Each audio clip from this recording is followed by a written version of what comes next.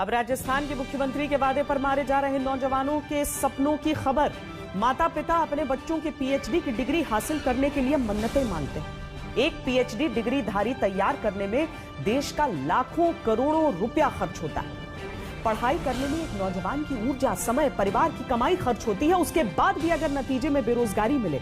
कहानी राजस्थान की है, जहां मुख्यमंत्री से 3 साल से लेक्चरर बनाने की घुट्टी मिल रही है, नौकरी नहीं मिल रही।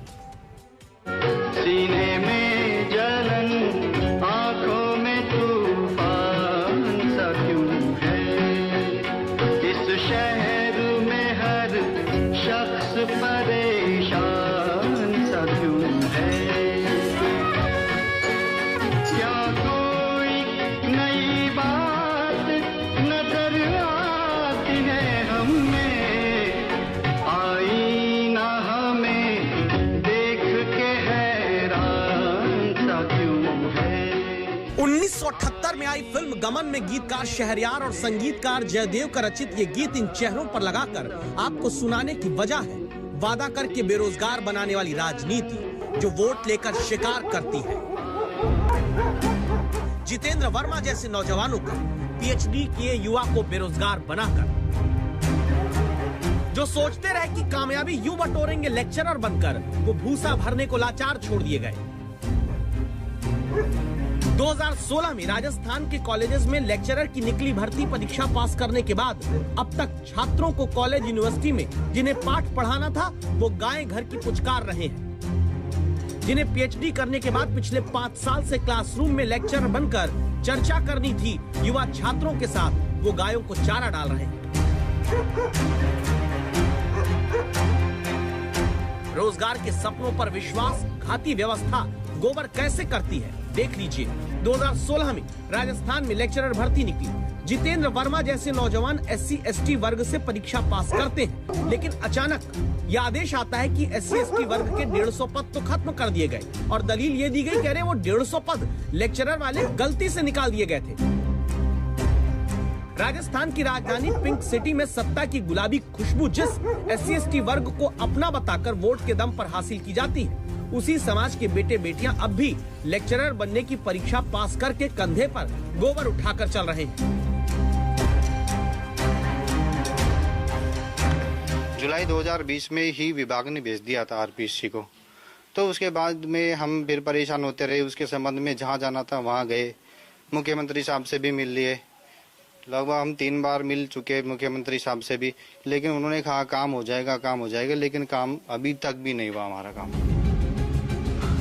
यकीन ना हो तो देखिए, जिन्हें चयन करके कह दिया गया कि सॉरी गलती से पदों पर वैकेंसी निकाल दी थी, वो युवा अब भी अपने सपनों को हाई किए हुए हैं।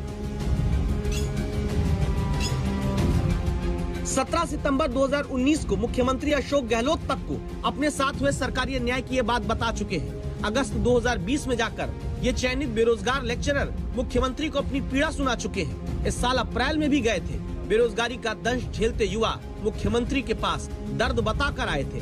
हर बार सिर्फ इन्हें भरोसे की वो घुट्टी दी गई कि अरे अब देखो तुम्हारा काम हो जाएगा, लेकिन काम हुआ नहीं।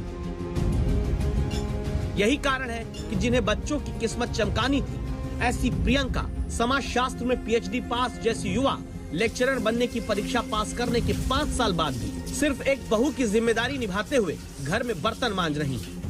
रिजल्ट आया लेकिन हमारी सीट काट दी गई। उसके बाद से हम लगातार लगे हुए हैं, कभी MLA के पास जा रहे हैं, कभी मंत्रियों के पास में जा रहे हैं। लगातार हम संघर्ष कर रहे हैं कि हमारी सीट हमें वापस मिल जाए, लेकिन अभी तक कुछ हुआ नहीं।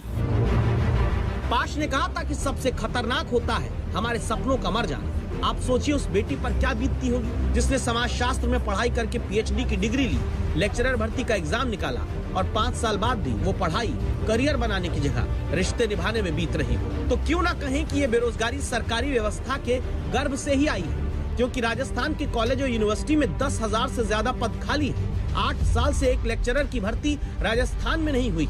वसुंधरा सरकार के समय शुरू हुई 918 लेक्चरर की भर्ती 4 अप्रैल को होनी थी, वो भी कैंसिल हो गई। नेट PhD डिग्री लेकर बेरोजगार नौकरी पाने की उम्र की सीमा पार किए जा रहे हैं। एग्जाम दे दिए, रिजल्ट आ गया, बस ज्वाइनिंग बाकी था। अब मुख्यमंत्री अशोक गहलोत से कई बार मिल चुके, मुख्यमंत्री कह रहे हैं गलत हुआ है, इंसाफ मिलेगा, मगर इंसाफ कब मिलेगा यह पता नहीं। जिनके कदम किसी कॉलेज में लेक्चरर बनकर शिक्षा देने को पहुंचने थे, वो अब भी चप्पलें घिस रहे हैं किसी विधायक, किसी मंत्री के दफ्तर जाकर। विनोद मीणा जेएनयू से पीएचडी डिग्रीधारी।